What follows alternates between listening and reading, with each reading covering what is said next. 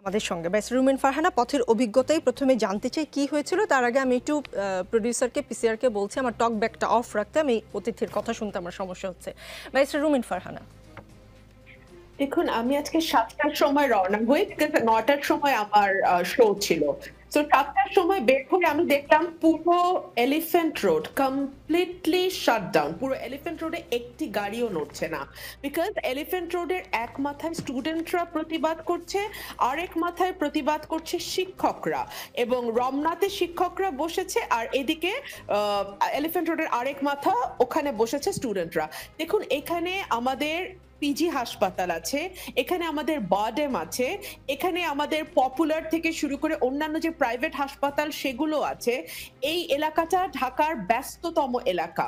এই রাস্তাটি যখন ঘন্টার পর ঘন্টা বন্ধ হয়ে যায় তখন না পুরো জনজীবন স্থবির হয়ে পড়ে, এবং এটা যে কতটা ভীতিকর এ কারণেই বলছে নিকোল, আমি তো একজন বয়স্ক অসুস্থ মানুষকে নিয়ে বাস করি।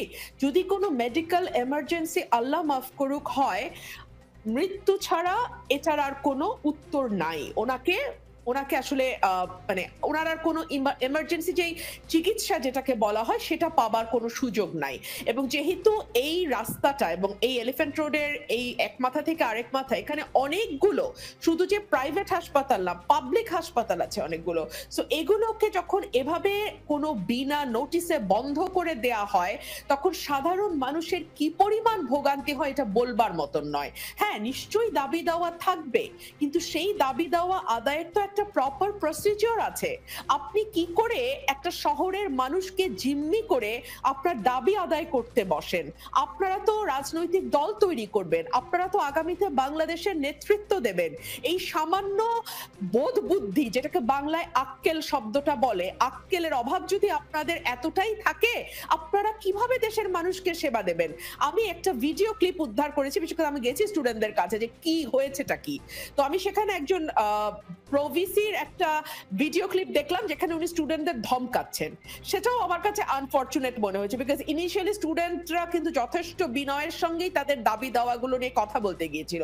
সেখানে প্রভিসি মহোদয় যে ভাষায় একেবারে উত্তেজিত হয়ে চেয়ার থেকে উঠে দাঁড়িয়েছিলেন, সেটাও আসলে আলাপ আলোচনার পরিবেশের জন্য খুব সুখকর পরিবেশ নয়। সো আমার মনে হয় প্রত্যেকে দয়া করে যার যার জায়গা থেকে একটু রেসপন্সিবল আচরণ করবেন, একটু আক্কেল সম্মত মানুষের আচরণ করবেন। আমি এই কথাটি প্রভিসিকে যেমন বলছি, এই কথাটি আমি আমার স্টুডেন্টদেরকেও সেভাবে বলছি, বিকজ আপনারা তো পুরো শহর জিম্মি করে চলতে পারেন, এবং ঢাকা শহরে প্রায় কয়েক কোটি মানুষের বাস। হ্যাঁ, সো এখানে একটা রাস্তা যখন বন্ধ হয় এবং এরকম একটা প্রমিনেন্ট রোড যখন বন্ধ হয় তখন কিন্তু পুরো শহরটা আটকা পড়ে যায়।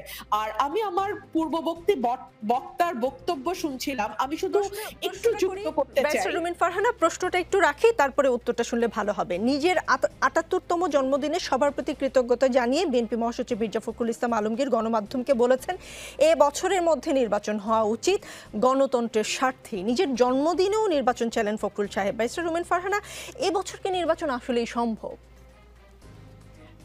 নিকোল, এই বছর নির্বাচন সম্ভব, এবং আপনি প্রশ্নটি যুক্ত করে আমাকে সাহায্য করেছেন, বিকজ আমি ঠিক ওই জায়গাটাতেই যাচ্ছিলাম যে আমাদের নির্বাচন দরকার কেন এখন জানেন? বিকজ এই সরকার কিছু সামলাতে পারছে না। এই সরকার যদি সামলাতে পারতো নিকোল, তাহলে কিন্তু রাজনৈতিক দলগুলো সমস্বরে এভাবে নির্বাচনের কথা বলতো না। আপনি দেখুন, একটার পর একটা জায়গায় আইন শৃঙ্খলা পরিস্থিতির অবনতি হচ্ছে, সেটা আপনি পথে ঘাটে বলুন, ছিনতাই বেড়েছে, মানুষের উপর হামলা বেড়েছে, ব্যবসায়ীদেরকে কুপিয়ে টাকা নিয়ে যাওয়ার ইনসিডেন্ট বেড়েছে। একই সঙ্গে আমরা দেখতে পাচ্ছি গত 5 মাসে 80টির উপরে মাজার ভাঙা হয়েছে, এবং তার কোনোটিতে যদি সরকার শক্ত পদক্ষেপ নিত তাহলে কিন্তু পরবর্তী ঘটনাটি ঘটে না। এবং এত বছর, গত 53 বছর ধরে যারা মাজারের সঙ্গে যুক্ত তারা যেরকম তাদের আচার আচরণ পালন করে গেছেন, আবার যারা সালাফি মতাদর্শের সঙ্গে যুক্ত তারাও তাদের মতন কিন্তু আচার আচরণ করে গেছেন। এরকম সংঘর্ষ, এরকম হামলা আমরা কিন্তু দেখি নাই। কিন্তু এখন পরিস্থিতি এতটাই নাজুক এবং এটাকে কন্ট্রোল করার কোন রকম কোনো ক্যাপাসিটি এই সরকার দেখাতে পারছে না। বাংলাদেশের 53 বছরে এত দুর্বল সরকার আর কোনোটা ছিল বলে আমার মনে হয় না। ইভেন 111 এর সরকারও আরো অনেক শক্তিশালী সরকার ছিল। সো সরকার যদি আইন শৃঙ্খলা পরিস্থিতি কন্ট্রোল করতে না পারে, সরকার যদি মানুষের নিরাপত্তা নিশ্চিত করতে না পারে, সরকার যদি জনগণকে আশ্বস্ত করতে না পারে, আমি তো দ্রব্যমূল্য টুল্য সরিয়েই রাখলাম, এগুলো যদি মিনিমাম যেগুলো বেসিক নিডস যেগুলো সেগুলো ফুলফিল করতে না পারে, এই গভর্নমেন্টের উচিত স্টেপ ডাউন